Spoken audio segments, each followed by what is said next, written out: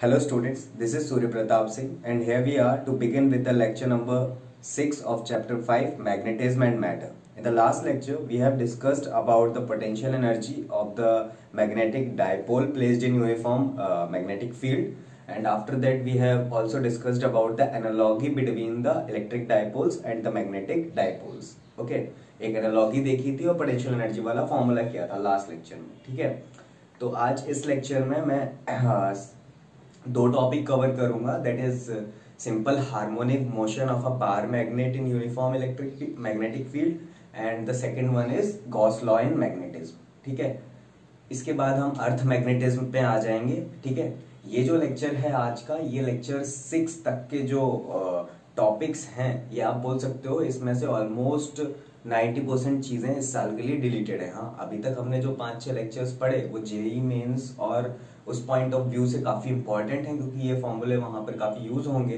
But for board in for this particular year आप बोल सकते हैं कि ये जो 6 लेक्चर्स थे ये डिलीटेड सिलेबस के थे, ये आपके इस साल सिलेबस में नहीं है. ठीक है, सिवाय मैग्नेटिक फील्ड लाइंस की प्रॉपर्टीज और मैग्नेटिक डायपोल मूवमेंट की डेफिनेशन के अलावा आपके सिलेबस में ये टॉर्क, एसएचएम जो आज पढ़ाने वाला हूँ, पोटेंशियल एनर्जी जो हमने कल पढ़ी थी लास्ट लेक्चर में, वो सब सिलेबस में नहीं है. ठीक है, तो let's begin with today's topic that is simple harmonic motion SHM of bar magnet,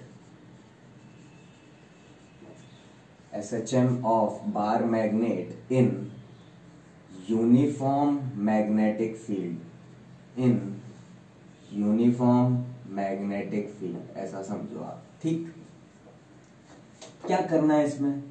अगर आप ध्यान से सोचें तो जो हमारी मैग्नेटिक फील्ड हमने अगर ऐसे कुछ ले ली और इसके अंदर अगर आपने एक बार मैग्नेट ऐसे प्लेस किया जिसका साउथ पोल इधर है, नॉर्थ पोल इधर है, तो हमने अभी पढ़ा था कि इस पर्टिकुलर मैग्नेट पर इस मैग्नेटिक फील्ड की वजह से एक टॉर्क लगेगा जो इसको इधर ऐसे घुमाना चाहेगा. ठीक है, अब सपोज मैं बोलता हूं कि इसको सपोज किसी एक एंगल, ये कहीं सीधा रखा था और ये घूमते घूमते यहाँ पे आ गया किसी एक एंगल थीटा पर, किसी एक एंगल थीटा पे, आप ऐसा मान सकते हो. ठीक है, ये थीटा मान लो, या फिर आप ये बोलो तो ज्यादा बेहतर होगा कि इसका जो भी मैग्नेटिक मूवमेंट है एम वेक्टर, उसके बीच में और ये जो मैग्नेटिक फील्ड लाइंस हैं इनके बीच का ये जो एंगल है ये आपका थीटा है, ये आपका थीटा है. तो वो आपको ये समझाना चाह रहा है कि किसी भी थीटा एंगल पर अगर आप इसको ऐसे छोड़ दोगे तो जैसे ही टॉर्क इसको घुमाना चाहेगा तो वैसे ही हर बॉडी की प्रॉपर्टी होती है कि वो अपना इनर्शिया को मेंटेन करना चाहता है, वो जैसा है वो वैसा रहना चाहता है. तो ये मैग्नेट चाहेगा कि मैं वैसा का वैसा रहूं, तो हम ये बोल सकते हैं कि इस मैग्नेट पर एक रीस्टोरिंग टॉर्क डेवलप होगा. क्या डेवलप होगा? एक रीस्टोरिंग टॉर्क डेवलप होगा. अच्छा, और वो रीस्टोरिंग टॉर्क कितना होगा? वो बिल्कुल उतना ही होगा जितना टॉर्क इस मैग्नेट पर लगा था इस मैग्नेटिक फील्ड की वजह से. ठीक है, तो अगर मैंने बोला कि ये जो मैग्नेटिक फील्ड है ये बी है और इस मैग्नेट का मैग्नेटिक मूवमेंट जो है, मैग्नेटिक डायपोल मूवमेंट जो है वो आपका क्या है? वो आपका कुछ एम वेक्टर है. क्या है आपका? एम वेक्टर है. तो आप बोलोगे कि सर इसमें ना आपके पास में एक रीस्टोरिंग टॉर्क आएगा. कौन सा टॉर्क आएगा? Restoring torque eight an angle theta.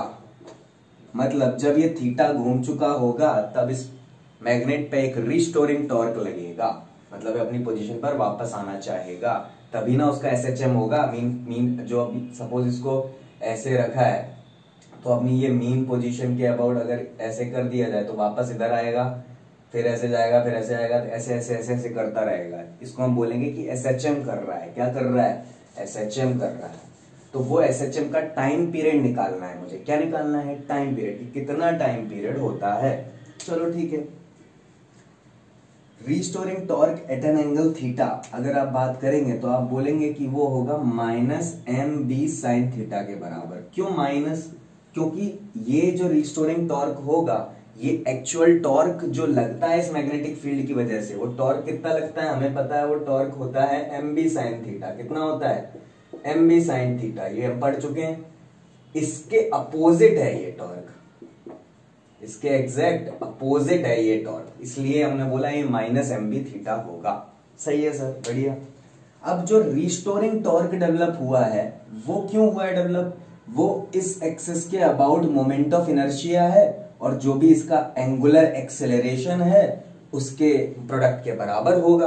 ये रिस्टोरिंग टॉर्क जो होगा, हम पढ़ चुके हैं ना, लास्ट ईयर हमने पढ़ा था कि जो टॉर्क होता है हमारा, वो टॉर्क हमारा जो होता है, टॉर्क बराबर आई अल्फा होता है। होता है नहीं होता है?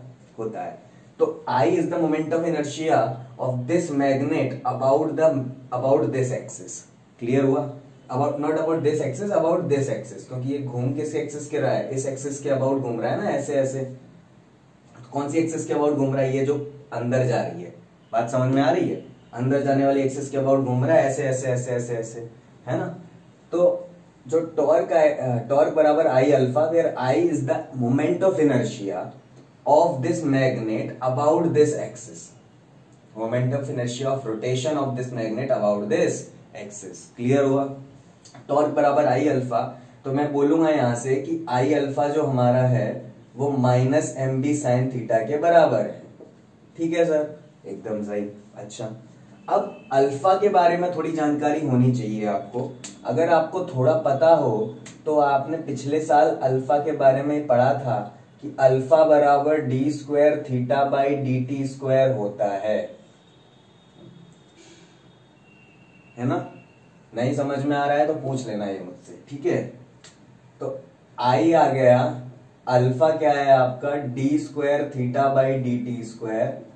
क्लियर हुआ? यहां पे आप अगर देखो तो minus m B sine theta. बोलो सही है? इस इक्वेशन में सिर्फ अल्फा की वैल्यू पुट कर दी, एंगुलर एक्सेलरेशन। ठीक है, अगर इसको और ढंग से देखें तो ये इसको ऐसे लिखा जा सकता है, D square theta by d T square which is equal to minus m B by I into sine theta. बोलो क्लियर है? ठीक है। अगर मैं बोलूं फॉर स्मॉल एंगल्स, अगर मैं स्मॉल एंगल्स की बात करूं, क्योंकि बहुत छोटे से एंगल से मैंने रोटेट किया है, थीटा बहुत स्मॉल है, ठीक है। थीटा बहुत स्मॉल अगर हो जाएगा तो मैं बोल सकता हूं साइन थीटा जो है उसको थीटा लिख सकता हूं, है ना। तो इस इक्वेशन को कुछ मैं ऐसे रिप्रेजेंट कर सकता हूं कि d square theta by d T square which can be written as minus m B by I into theta. Clear हुआ? अब इस इक्वेशन को हमने सपोज फर्स्ट इक्वेशन बोल दिया। इस इक्वेशन को आपने कंपेयर किया इक्वेशन ऑफ एसएचएम से। इक्वेशन ऑफ एसएचएम बोलती है कि d square x by d T square is equal to omega square x is equal to minus का ओमेगा स्क्वायर एक्स। ठीक है, इसको हम सेकेंड इक्वेशन बोलते हैं। और ये इक्वेशन जो है ये हमारी क्या है? ये हमारी इक्वेशन ऑफ एसएचएम है। Equation of SHM, equation of SHM, equation of SHM of a particle performing SHM. ठीक है, उस पार्टिकल की इक्वेशन जो एसएचएम परफॉर्म कर रहा है, ये हमने 11th क्लास में पढ़ा था कि ऐसा होता है। ठीक, where x is the displacement and omega is the angular velocity या फ्रीक्वेंसी बोल सकते हो। एंगुलर वेलोसिटी बोलोगे तो ज्यादा बेहतर है, एंगुलर वेलोसिटी। ठीक है सर, बढ़िया। एंगुलर फ्रीक्वेंसी, एंगुलर वेलोसिटी, जो भी। अब ये इन दोनों को जब मैंने कंपेयर किया तो देखो यहाँ पे डी स्क्वायर थीटा है। Theta is what? Theta is the angular displacement, angle में जो डिस्प्लेसमेंट आया है। और ये नॉर्मल डिस्प्लेसमेंट है, मतलब ये है तो डिस्प्लेसमेंट ही ना। तो देखो ये एक जैसा है, यहाँ पे D square of displacement upon D T square है, D square of displacement upon D T square है। सही है। यहाँ पे ये कुछ लिखा है, इसकी जगह यहाँ पे ओमेगा स्क्वायर लिखा है, माइनस की जगह माइनस है, थीटा की जगह एक्स है, एकदम सही है। डिस्प्लेसमेंट की जगह डिस्प्लेसमेंट है, मतलब ये दोनों एक जैसी इक्वेशंस लग रही हैं। जब ये एक दो जैसी इक्वेशंस अगर लग रही हैं तो कंपेयर करने पे मुझे ओमेगा की वैल्यू मिलेगी एम, ओमेगा स्क्वायर की वैल्यू क्या मिलेगी, एम बी बाई आई। क्या मिलेगी, एम बी बाई आई। समझ आया, यहां से इन दोनों को कंपेयर करके मुझे एम बी बाई आई मिलेगी। इतना मैंने अभी बता दिया है। अभी पॉज कर लो, लिख लो, उसके आगे क्या करना है मैं बताता हूं।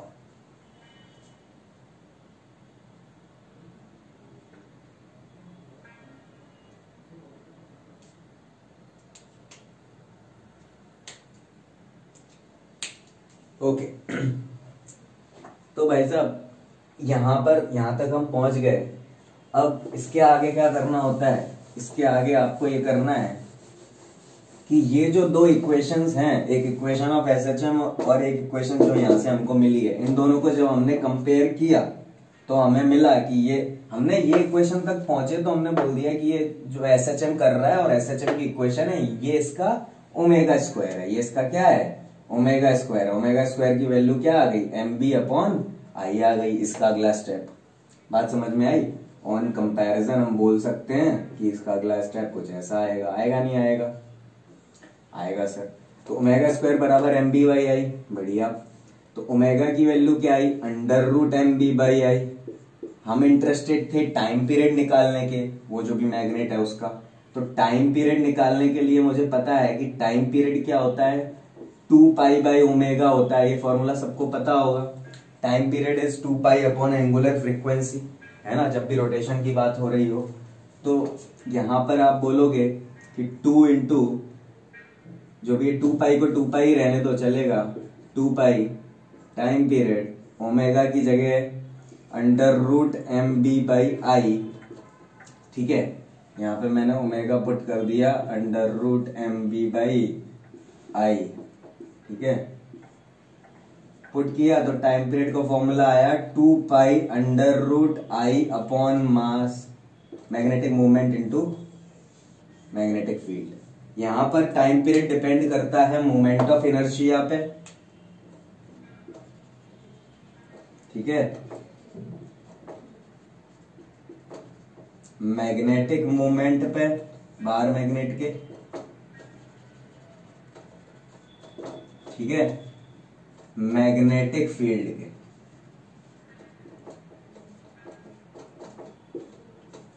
क्लियर हुआ। तो इन तीन चीजों पर आपका जो है ये है वो डिपेंड करता है। बात क्लियर हुई। यहां से हमने ओमेगा की वैल्यू निकाली, ओमेगा से टाइम पीरियड निकाल दिया। बोलो सही है। टी लिखा है भाई साहब, क्या लिखा है, टी लिखा है, वो थोड़ी सी अच्छा टी नहीं, कोई नहीं। तो क्या क्लियर हुआ ये सबको। पॉज करें, उस स्टेप के बाद में यहां से यहां तक उतार लें।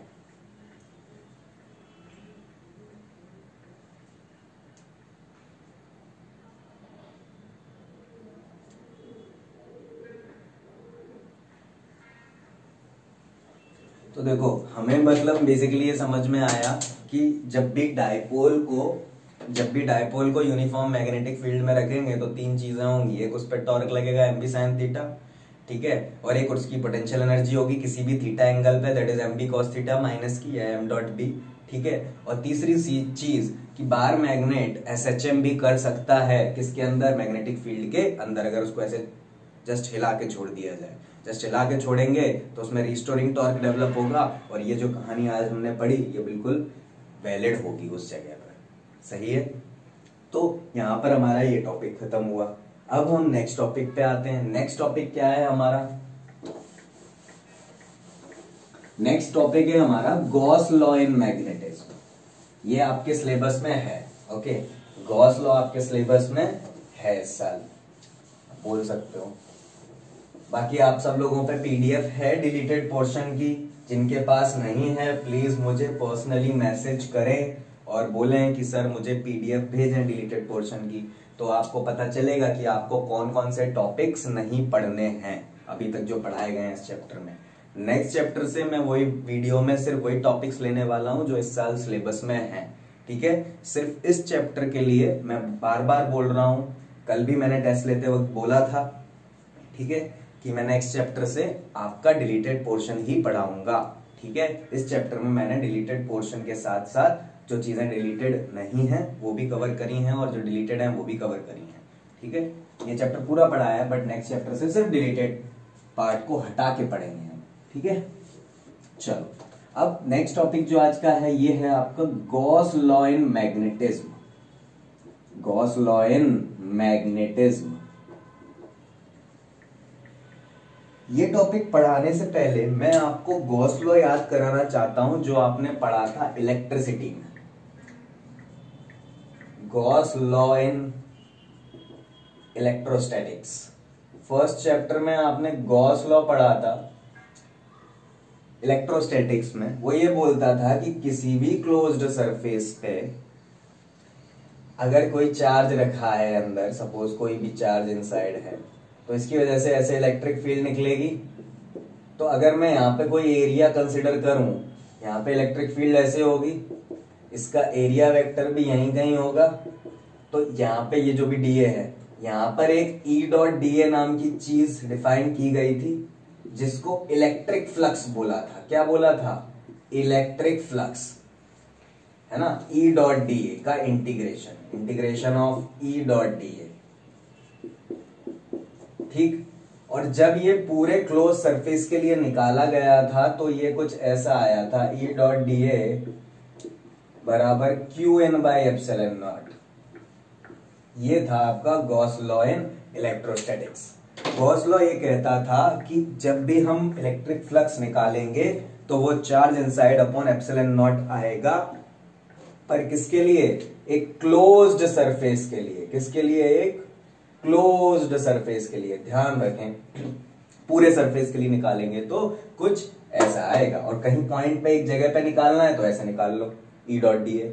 बात समझ में आई? इतने एरिया के लिए निकालना है, सपोज यही सरफेस सिर्फ चूज किया, बोला कि इस सरफेस से ये जो चार्ज रखा था इसकी वजह से बताओ, तो क्या करते? आप सिर्फ इस सरफेस की जो भी इलेक्ट्रिक फील्ड थी वो लेते, इंटू डीए करते, डॉट डीए करते, और आ जाता आंसर, ठीक है। जो भी ई और डीए के बीच का एंगल होता है वो सब कंसिडर करके, ठीक। ये तो बात हुई गॉस लॉ इन इलेक्ट्रोस्टैटिक्स की। अब यही चीज इधर आओ, इधर जब मैग्नेटिज्म में बात करी गई तो बोला गया कि सपोज ये क्या है, आपका क्लोज सरफेस है। अब यहां से बहुत सारी मैग्नेटिक फील्ड लाइंस पास हो रही हैं सपोज, तो यहां पर भी एक चीज डिफाइन करी गई, magnetic flux. Magnetic flux is what? Integration of D dot DA, ठीक। अब मैग्नेटिक फ्लक्स किसी एक जगह निकालना है, मतलब यहां कहीं निकालना है, तो हम वही करेंगे कि यहाँ पे मैग्नेटिक फील्ड इधर है और सपोज इसका कुछ एरिया इधर है, इनके बीच का एंगल ये थीटा है, तो ये डिफाइन कर दिया मैंने, मैग्नेटिक फ्लक्स कुछ ऐसा होगा बी डॉट डी ए।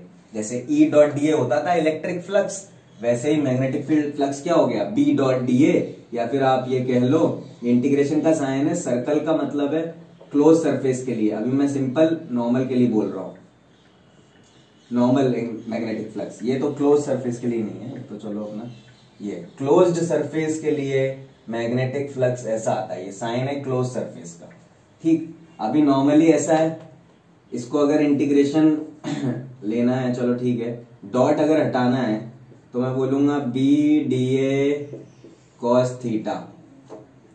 बात समझ में आई? अगर एक नॉर्मल से सरफेस पे चाहिए और एक डायरेक्ट सरफेस पे चाहिए, जैसे इस पे चाहिए, इस पे चाहिए, इस पे चाहिए, अब इस पे मैग्नेटिक फ्लक्स चाहिए, तो जो भी मैग्नेटिक फील्ड लाइन ऐसे निकल रही होंगी इंटू इसका एरिया भी इधर ही है और इसकी मैग्नेटिक फील्ड भी, तो थीटा इस केस में 0 हो जाएगा, तो बी इंटू डी है डायरेक्ट। और अगर इस पे चाहिए सपोज ये है और मैग्नेटिक फील्ड लाइंस ऐसी हैं, तो एरिया इधर है, मैग्नेटिक फील्ड लाइन इधर है, इनके बीच का एंगल थीटा है। पर यहाँ पे इंटीग्रेशन नहीं करेंगे, यहाँ पे डायरेक्ट आप क्या लिखोगे? मैग्नेटिक फ्लक्स की वैल्यू, यहाँ पे आप मैग्नेटिक फ्लक्स की वैल्यू लिखोगे direct B d A cos theta. यहां पे क्या लिखोगे? यहां पे लिखोगे बी डी ए, डॉट हटा दो डायरेक्ट, क्योंकि डॉट 0 ही है ना, तो बी डी ए, ये आ गया मैग्नेटिक फ्लक्स। मतलब डायरेक्ट सरफेसेस के लिए लिखना है तो कोई इंटीग्रेशन नहीं करना है, ये पूरा सरफेस है, मैग्नेटिक फील्ड इनटू एरिया, और मैग्नेटिक फील्ड और एरिया का डायरेक्शन सेम है। अगर डायरेक्शन में अलग है, मतलब थीटा एंगल है, तो B into d into cos theta कर दो, ठीक है। पर अगर कोई ऐसा कर्व्ड सरफेस है तो उसके लिए इंटीग्रेशन करना पड़ेगा, तो फाई बी बराबर ये लिख दो। पर अगर बोला जाए पूरे क्लोज सरफेस में से कितना मैग्नेटिक फ्लक्स निकलेगा, तो मतलब गॉस लॉ की बात हो रही है मैग्नेटिज्म में, क्योंकि गॉस लॉ का मतलब था कि पूरे क्लोज सरफेस के लिए जो इलेक्ट्रिक फ्लक्स होगा वो Q in by epsilon not होता है। पूरे क्लोज सरफेस के लिए electric flux Q in by epsilon not होता है। इलेक्ट्रिक फ्लक्स क्या होता है? ई डॉट डी है। मैग्नेटिक फ्लक्स क्या होता है? बी डॉट डी है।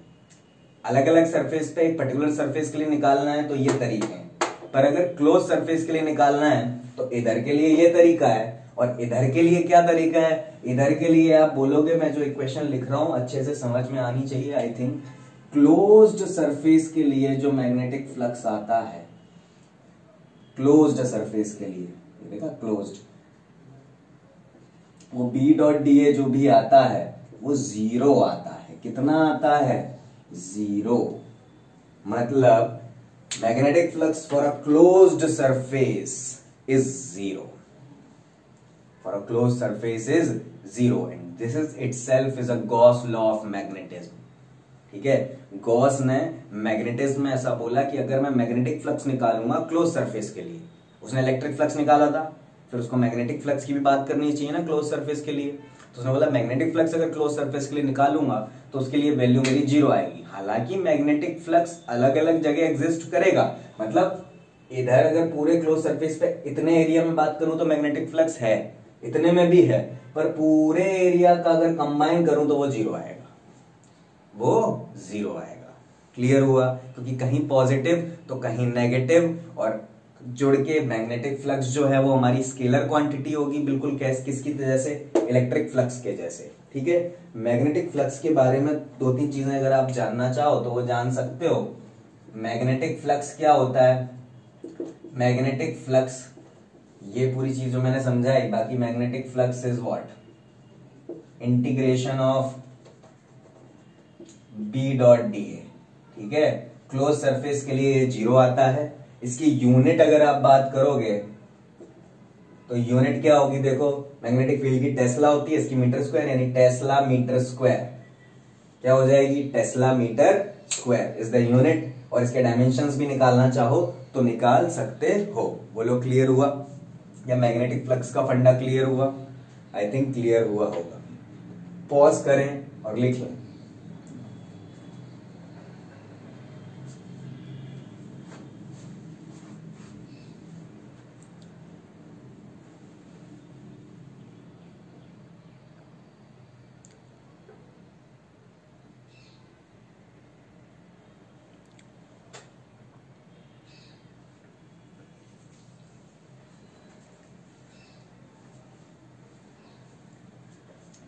ओके, आई थिंक आप लोगों ने लिख लिया होगा ये चीज। तो आज के लेक्चर में मैं इसको इधर ही खत्म कर रहा हूँ। वो इसलिए कर रहा हूँ क्योंकि अभी जो नेक्स्ट लेक्चर है उस नेक्स्ट लेक्चर से हम जो मेन टॉपिक है इस चैप्टर का जो आपके सिलेबस में है वो हम नेक्स्ट लेक्चर से ही स्टार्ट करेंगे तो बेहतर होगा, है ना। That is earth magnetism. वो एक लास्ट टॉपिक है जो इस चैप्टर में पढ़ना हमारा बाकी रह गया है। बाकी जो पैरामैग्नेटिक और डायमैग्नेटिक मटेरियल है, स्ट्रेसेस कर्व है, वो भी आपके सिलेबस में नहीं है तो मैं उसको स्किप कर दूंगा, क्योंकि ये चीज तो चलो बीच में थी तो इसलिए पढ़ानी पड़ी। पर अभी मैं अर्थ मैग्नेटिज्म पढ़ा के इस चैप्टर को खत्म करूंगा। ठीक है, तो अर्थ मैग्नेटिज्म के शायद 2 लेक्चर और आने वाले हैं, तो शायद कल ही मैं दोनों अपलोड कर दूंगा, तो आप वो पढ़ लेना। उसके बाद आपका ये चैप्टर खत्म हो जाएगा, 3 लेक्चर और हैं और ये चैप्टर का दी एंड हो जाएगा। क्लियर है? और आज मैं आपको जब ये लेक्चर अपलोड करूंगा, जब आप देखेंगे इस लेक्चर को, उसके बाद मैं आपको ग्रुप में कुछ क्वेश्चंस फॉरवर्ड करूंगा। आपको वो होमवर्क बहुत अच्छे से करना है। अभी तक जितना हमने पढ़ा है उस पर बेस्ड मैंने एक पर्टिकुलर होमवर्क डिजाइन किया है, वो होमवर्क मैं आपको भेजूंगा। ठीक है, जो टॉर्क वाली जो हमारे फॉर्मूलेज थे टॉर्क के, और जो SHM वाला फॉर्मूला था हमारा, अभी हमने पढ़ा टाइम पीरियड बराबर 2π√I/mb। ठीक है, और ये गॉस लॉ इन मैग्नेटिज्म है, इस पे बेस्ड छोटे छोटे से क्वेश्चंस हैं जो आपको आने चाहिए, तो वो आप लोग प्रैक्टिस करना। नहीं आए तो आप लोग मुझसे पूछ सकते हैं। ठीक है, तो I will send the homework after uploading this lecture based on this lecture. ठीक है, तो अभी के लिए बाय, और मिलते हैं नेक्स्ट लेक्चर में अर्थ मैग्नेटिज्म के साथ। ठीक है, बाय बाय, टेक केयर।